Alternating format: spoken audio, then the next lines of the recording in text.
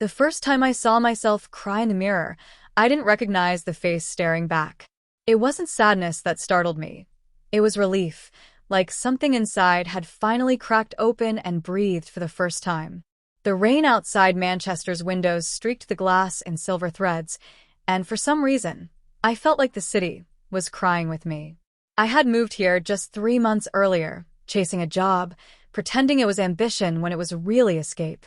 My old town held too many versions of me that I couldn't live up to anymore.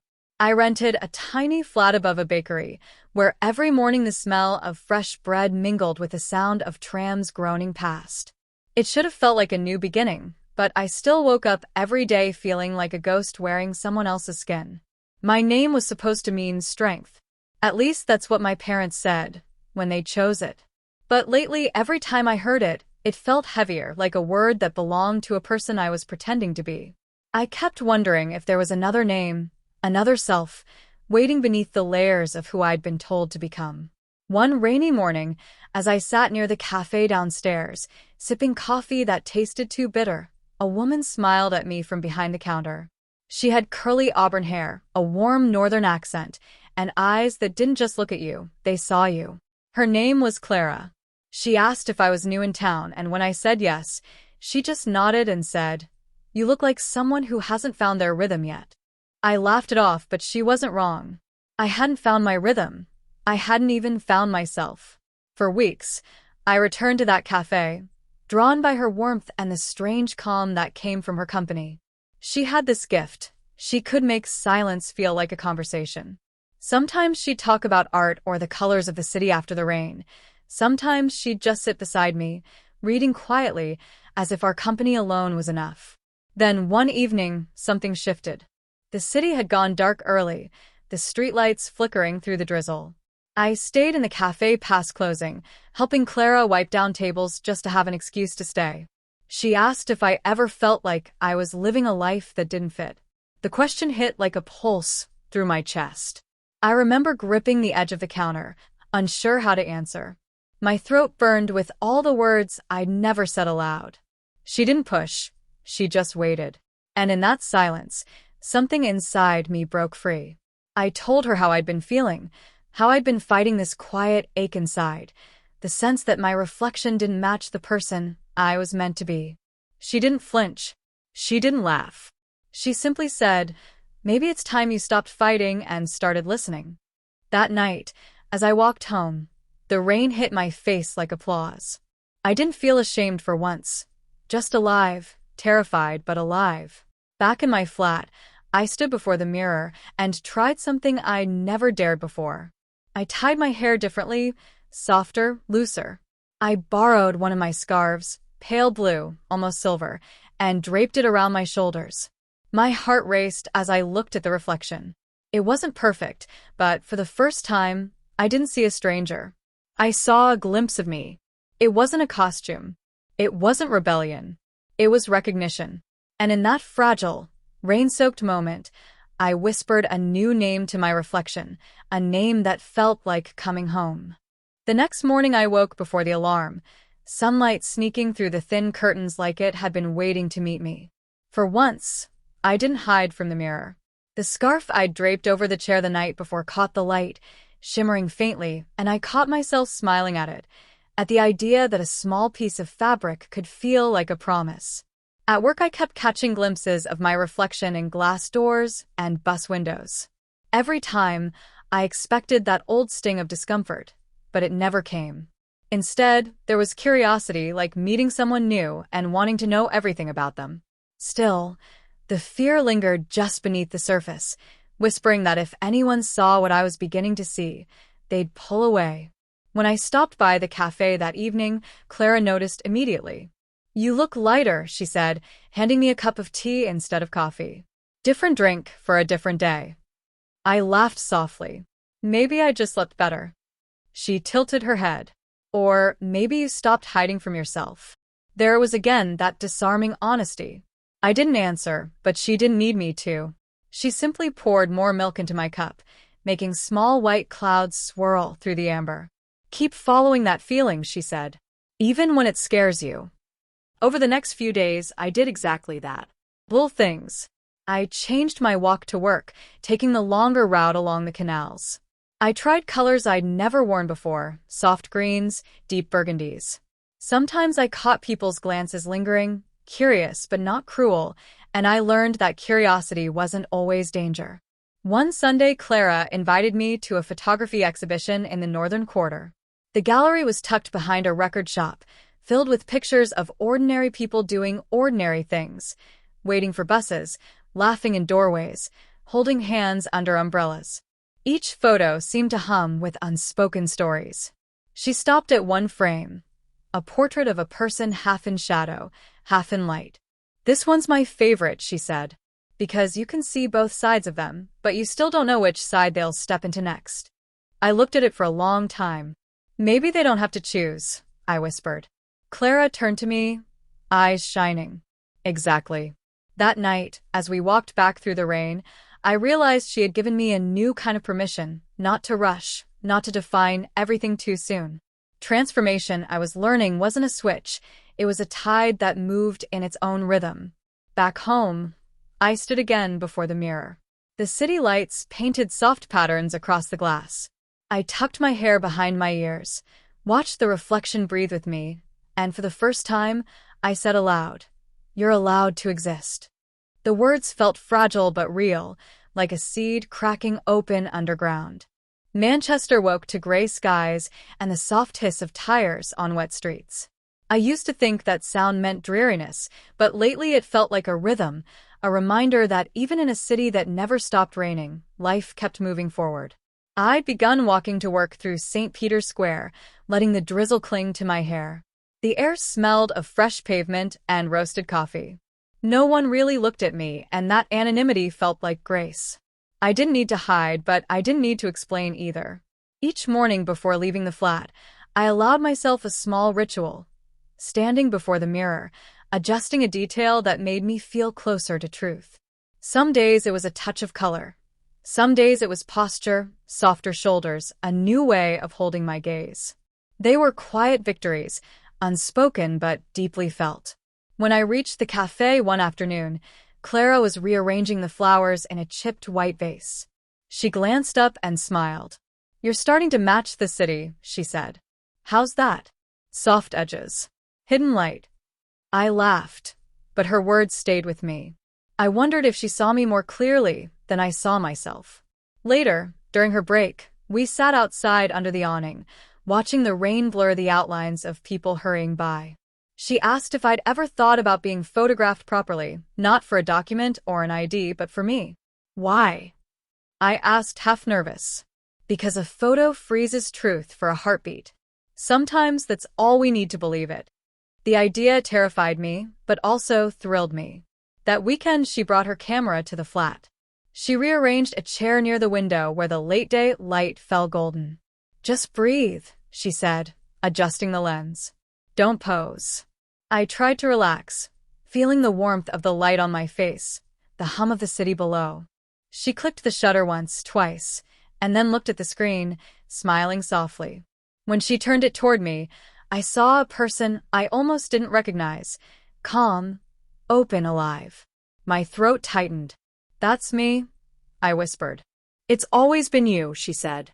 "You just needed the right light." That photograph became my compass. Every time doubt returned, and it often did, I'd glance at it and remember that the reflection in the glass wasn't a dream, it was a beginning. But change, even gentle change, rarely goes unnoticed. In the following weeks, small ripples began to form around me. A co-worker's puzzled look, a stranger's double take on the tram.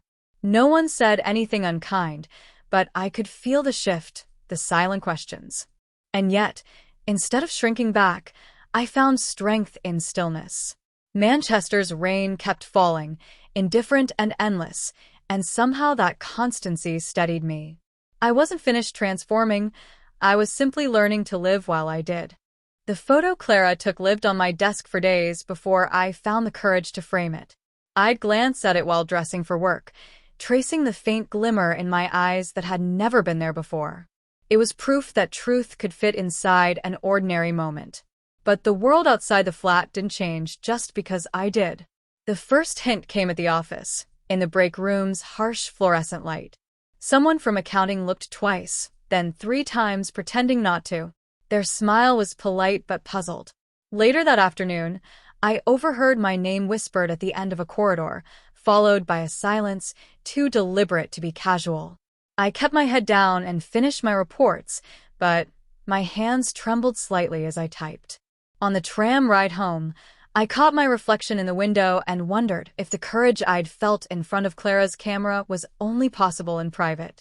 That evening, I told her everything. She listened without interrupting, eyes steady, the low hum of the espresso machine filling the pauses between my words. When I finished, she said quietly, "Change always asks the world a question. Some people just need longer to answer." Her calm didn't erase my fear, but it gave it shape, something I could hold instead of something that held me. Over the next few weeks, the city became both kinder and crueler in small, uneven ways. A stranger complimented my scarf on the street. A man at a crossing sneered under his breath. I learned that both moments carried weight, but only one deserved to stay with me. At home, I began journaling every night, not about what I wore or what others saw, but about what it felt like to stand in my own center. The entries read like conversations with a future self, someone who would one day wake up and no longer need to explain. Then, one Friday evening, an invitation appeared in my inbox. Clara's photo exhibition was opening downtown, and she wanted me there. "Come as the person you were in that picture," she wrote. I read the message 3 times, heart-thudding. That meant walking through a crowded room under full light, with no shadow to hide in. The night arrived cold and damp, the city's pavements gleaming like mirrors. I stood outside the gallery doors for a long minute, feeling the air bite at my lungs. Then I walked in. The room buzzed with conversation and the soft click of heels on concrete. Photographs lined the walls, strangers, lovers, families caught in the middle of laughter or tears. Near the back, Clara's newest series hung under a single track of light.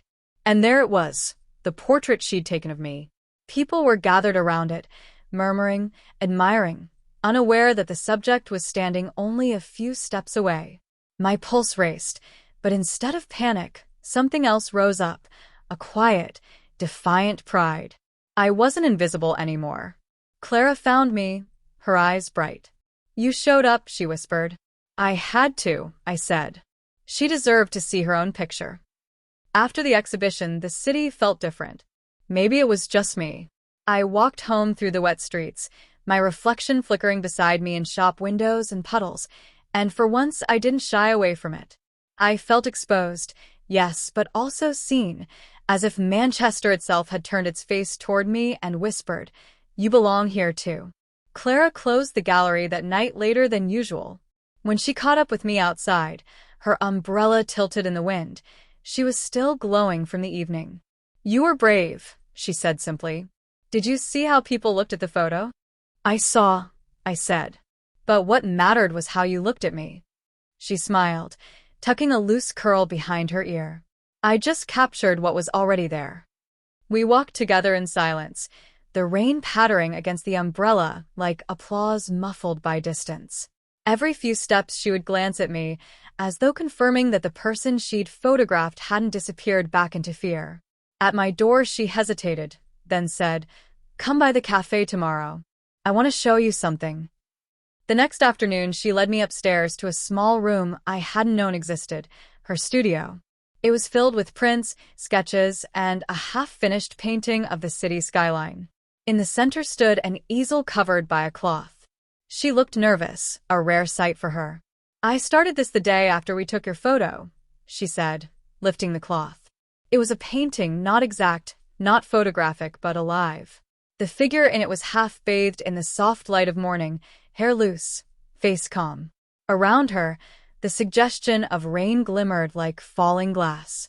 I recognized myself, but also something larger, a symbol of the quiet courage it takes to live in truth.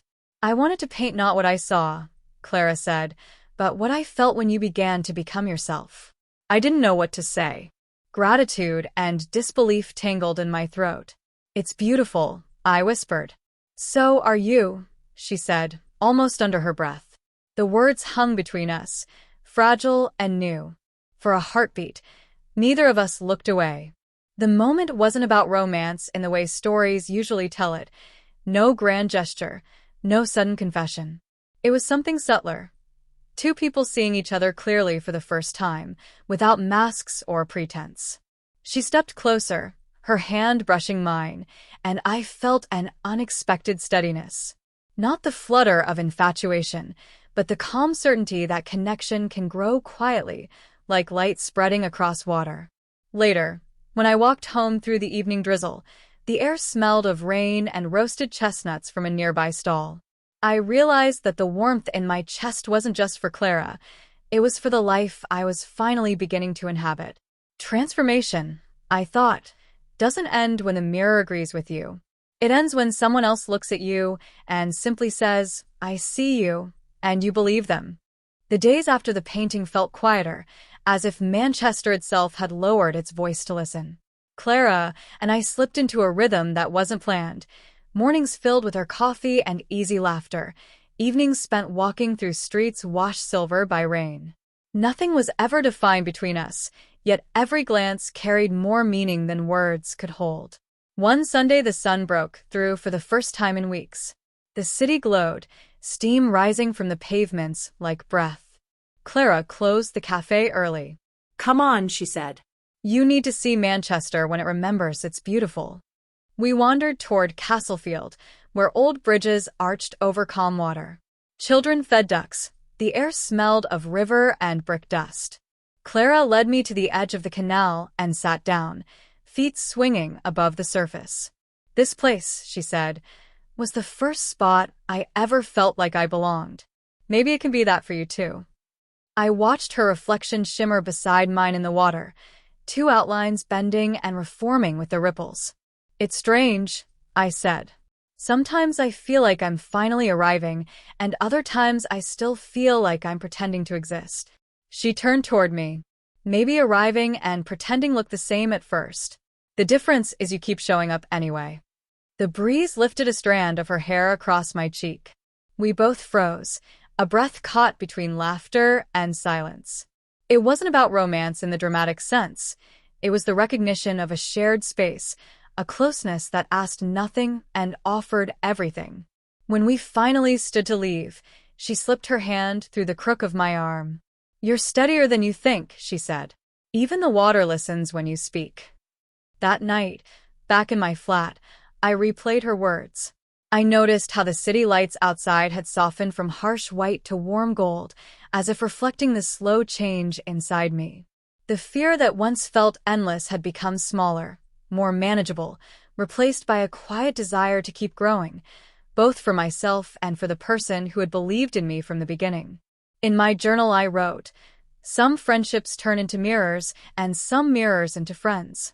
Maybe love is just the moment you stop needing to know which one it is." The next week began with rain that didn't stop. It pressed against every window, drummed on every roof, and turned Manchester into a watercolor city, colors bleeding together until you couldn't tell where one street ended and another began. I didn't mind the rain before. Now it made me restless, as though each drop carried the echo of something I still hadn't said aloud. Clara and I were seeing more of each other, sometimes too much, perhaps. I started helping at her cafe after work, pretending it was just to keep busy, but we both knew better. The customers were mostly regulars, students with notebooks, office workers in search of warmth, older couples who sat close and shared slices of cake without speaking. I noticed the way they looked at Clara, the way they smiled at her voice. There was no jealousy, only the uneasy awareness of how visible she was, how invisible I sometimes still felt beside her. One afternoon, during a lull, a young woman came in wearing a floral dress and boots. She ordered coffee from me without hesitation, called me love, and complimented my earrings. It was such a small thing, so ordinary, but my chest felt tight with gratitude. I caught Clara watching, smiling in that quiet way she did when something mattered to me. Later that day, as we cleaned the counter, she said, "You know, people are seeing you. Really seeing you." "I don't know," I murmured. Sometimes I still hear my old name in my head. She looked at me, serious now. Then start whispering the new one until it's louder. That night I tried. I stood in front of the mirror, rain still dripping outside, and whispered the name I had chosen, the one that had lived in the back of my mind since childhood. Saying it felt like stepping into sunlight after years in shadow. It wasn't magic, but it was mine. For a few days I moved through the city lighter, as though I had found the rhythm everyone else seemed to already know. But peace never stays without a test. Mine came at work the following Friday. The office was fluorescent and cold, the kind of place where people notice change but pretended not to. I had been slowly letting my presentation shift. A softer voice, a new haircut, subtle makeup that only those who looked too long would notice. That morning, a colleague named Graham leaned over my desk. "Didn't recognize you for a second," he said with a grin that wasn't quite kind. "Trying out something new?" I smiled tightly. "Just being myself." He chuckled. "Bit late for that, isn't it?" The words landed like a stone dropped into water, quiet at first, but rippling outward. No one else said anything, yet I felt the air change. The rest of the day I spoke little, retreating into work and silence. By the time I left, the city's evening lights blurred through my tears. Clara was waiting outside the cafe, umbrella in hand. She didn't ask questions at first. She just opened her arms, and I stepped into them without thinking. The rain softened around us, a curtain that hid the world. Finally I said, "Why does acceptance feel so fragile? One word, and it all crumbles." She tilted her head. "Because we're still learning to build it inside ourselves. Once it's built there, no one else can break it." We walked in silence, sharing the umbrella. Our reflection followed us in puddles, two figures leaning together against the storm. When we reached my door, she squeezed my hand. "Promise me something," she said. "When you feel small, don't shrink. That's when the world most needs you to take up space." I nodded, unable to speak. After she left, I wrote those words on a slip of paper and taped it to the mirror. Every morning since, I've read them before facing the day. The next week I returned to work, standing taller. The comments came again, curious, awkward, sometimes cruel, but they no longer rooted in me the way they used to. Each glance I met with calm steadiness, each whisper with a half-smile that said I know who I am. And slowly, unbelievably, something shifted.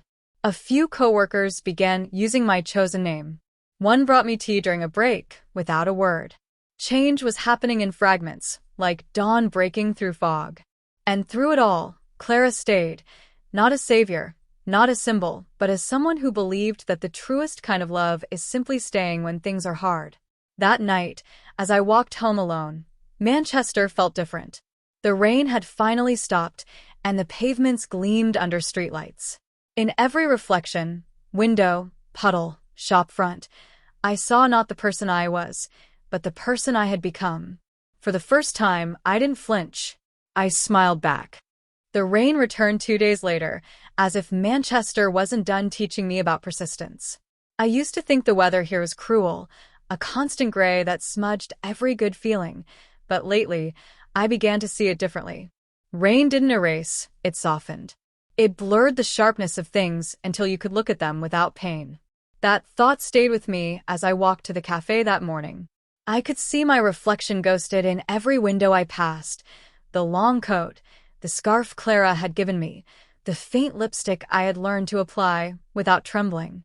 There was a rhythm now to how I moved through the world, and even when fear flickered in my chest, it no longer ruled me. Inside, the cafe smelled of cinnamon and espresso.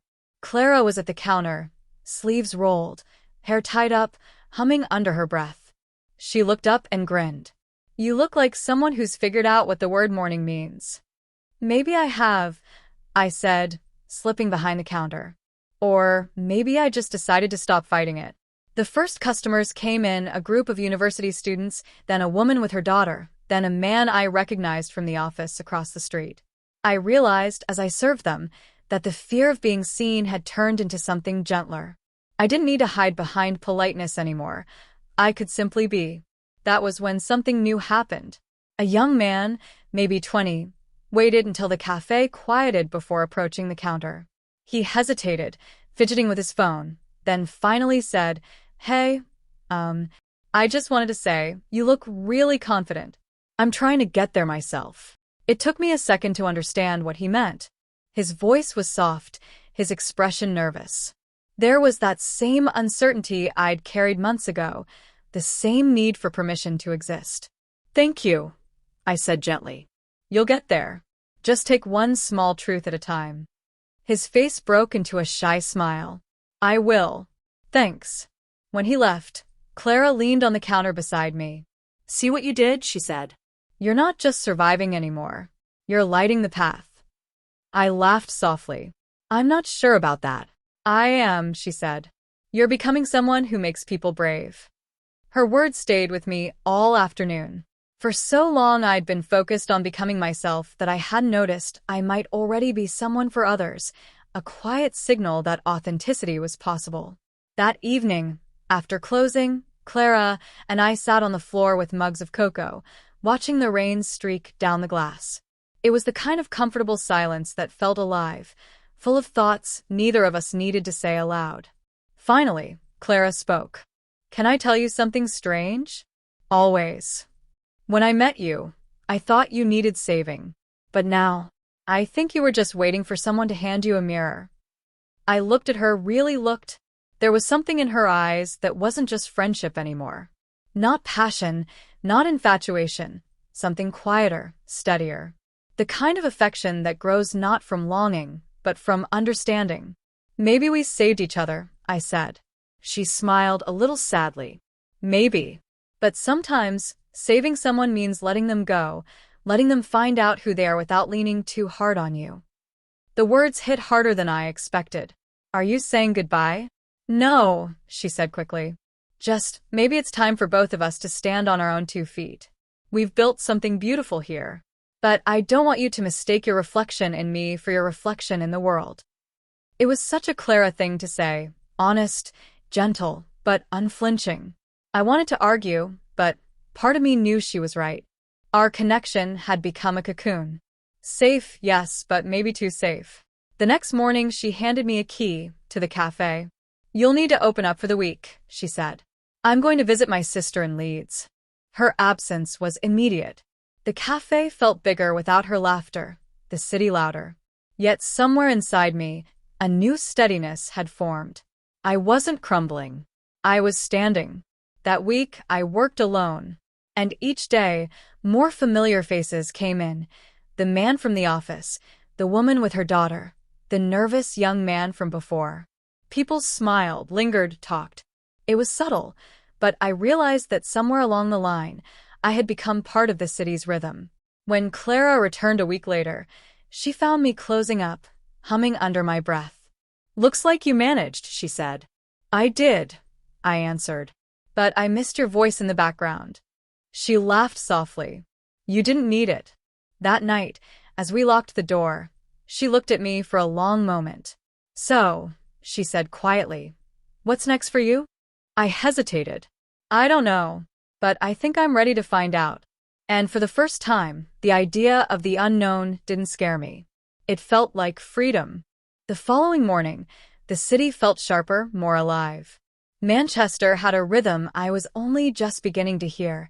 The click of boots against wet pavement, the hum of trams sliding past, the distant laughter from pubs that hadn't yet opened. I stepped out of my flat with a mixture of excitement and apprehension, carrying the sense that today, the world might finally see the person I had been discovering all along. Clara met me at the cafe, holding 2 steaming cups of coffee. "You ready?" she asked, tilting her head in that way that made me feel both seen and safe. "For what?" I asked, even though I already knew the answer. "To be seen," she said, handing me one of the cups. "All of you. Not just in the cafe, not just here, not just in mirrors or photographs." I swallowed, nerves tightening like a drum in my chest. But I nodded. "Okay," I whispered. We spent the morning wandering the city streets together, deliberately choosing busy areas. Northern quarter markets, Deansgate pedestrian lanes, the canals where tourists paused to take photographs. Each glance from passers-by made my heartbeat skip. But unlike before, I didn't shrink away. Instead, I allowed myself to notice, to feel, and to let the world witness it. A group of students at a record shop turned toward me, curiosity in their eyes. I caught one of them smiling, a brief, unspoken acknowledgement of confidence. The moment lasted only a second, yet it lingered like a spark. I realized, in that instant, that stepping into the world fully was not about approval. It was about presence. We stopped by the canal, leaning against the railing while the water reflected the gray sky above. Clara glanced at me. "You're doing it," she said softly. "You're not just surviving anymore. You're here." I laughed, a little nervously, feeling the tension in my chest ease. It still feels strange, like I'm walking in someone else's story. "You're not," she said firmly. "You're writing it yourself. Every step, every glance, every choice." The afternoon faded into evening, the city glowing under the first hints of streetlight. Clara suggested we take a detour through a small art gallery tucked between a bookstore and a cafe. Inside, the walls were covered with portraits, each one capturing moments of vulnerability, courage, and quiet triumph. Then I saw it, a self-portrait by a local artist, displayed prominently on a wall. The figure bore my features, but it wasn't me exactly. It was the essence of courage, of discovery, of someone stepping forward despite fear. I felt tears prick at the corners of my eyes. Clara noticed immediately. "You see it, don't you?" she whispered. "Yes," I said, my voice breaking slightly. "It's me." But not just me. "It's everything I've been afraid to show." She took my hand, holding it gently. "That's the point. You can be seen. You should be seen. And you don't have to hide it from anyone. Not yourself, not the city, not me." For the first time, I realized that the love I felt for Clara was not just affection but trust. It was the quiet certainty that someone would walk beside me, not to lead or follow, but to simply be there as I found the courage to stand fully in my own skin. The night settled in around us, soft and forgiving. We walked back through puddle-laden streets, our reflections stretching and bending in the water. Each step felt deliberate, purposeful, and alive. I understood then that transformation isn't linear. It's a mosaic of moments, choices, and risks. Clara squeezed my hand, once more. "You're ready," she said, "for everything the world has to offer. And whatever comes next, we face it together." I didn't know exactly what the world had in store. There would be challenges, doubt, and perhaps misunderstanding. But I knew, as I looked at her face and felt the warmth in my chest, that I had something stronger than fear. I had recognition, acceptance, and love, both for myself and from someone who had seen me before I even fully knew who I was. For the first time, stepping into the city didn't feel like a test.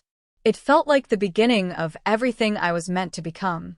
The morning light spilled across my flat like liquid gold, and for the first time in months, I didn't wake with tension in my chest. Instead, I felt a quiet fullness, a steady pulse of confidence and belonging that I hadn't thought possible. Manchester's streets awaited, and I was ready to meet them head-on. Clara had left a note on the counter before heading out to run errands. "Meet me by the canal at sunset. Don't be late. You've earned this moment." I spent the day walking through familiar streets with new eyes. The city no longer intimidated me. It welcomed me. Puddles reflected my reflection without distortion. Passers-by offered smiles, glances, and even brief conversations that felt warm instead of judging. Every small interaction reminded me of the courage I had cultivated, step by step, day by day. By late afternoon, I found myself at the canal, the water catching the amber hues of the setting sun. Clara was already there, her silhouette soft against the golden light. She turned as I approached, smiling, a smile that carried the weight of months of shared growth, laughter, quiet conversations, and unwavering trust. "You made it," she said softly, her voice low enough that only I could hear it. "I did," I replied, a smile tugging at my lips. "And I feel different, lighter." stronger, somehow more me. She stepped closer, slipping her hand into mine. Her warmth was a quiet promise, steady and unshakable. "You are you," she said, "and that's exactly who the world should meet." We walked along the canal together, letting the city's rhythm blend with our own. The evening air carried the scent of rain on stone, of coffee and baked bread, of home finally claiming its space inside me. Each step was deliberate, unhurried, an affirmation of every small choice that had led me here. At a quiet bend in the water, we paused. I turned to her, heart full. "Clara, I don't know if I've ever told you how much all of this has changed me." Her eyes softened, and she pressed her forehead against mine. "I don't think you need words. I see it in every step you take, every glance you give yourself in the mirror, every moment you choose courage over fear." For the first time, the thought of the future didn't feel like a shadow. It felt like possibility, open, welcoming, and wide enough to hold both of us. I realized then that love doesn't always arrive with fireworks or dramatic declarations. Sometimes it comes quietly, steadily, in gestures, in trust, in shared silence. I squeezed her hand. "I'm ready," I said. "Ready to live fully, ready to be me, and ready to do it with you beside me." Clara smiled, a little tear glimmering at the corner of her eye. "Then let's do it," she whispered. The city lights reflected in the canal, fractured and shimmering, like the countless fragments of the person I had been. All the fear, all the hesitation, finally mended into something whole. I realized that transformation wasn't a single moment, a single choice. It was every breath, every step, every whispered affirmation to myself. And now, with Clara by my side, it felt limitless. We stayed there until the stars appeared, the soft hum of Manchester below us, the world wide and patient and waiting. And for the first time in my life, I didn't feel small. I didn't feel hidden. I felt alive, fully, unapologetically, beautifully alive. And as the night deepened, I knew that whatever came next, I would meet it with open eyes, an open heart, and the quiet certainty that I had finally found home, both within myself and the love that had always been quietly waiting.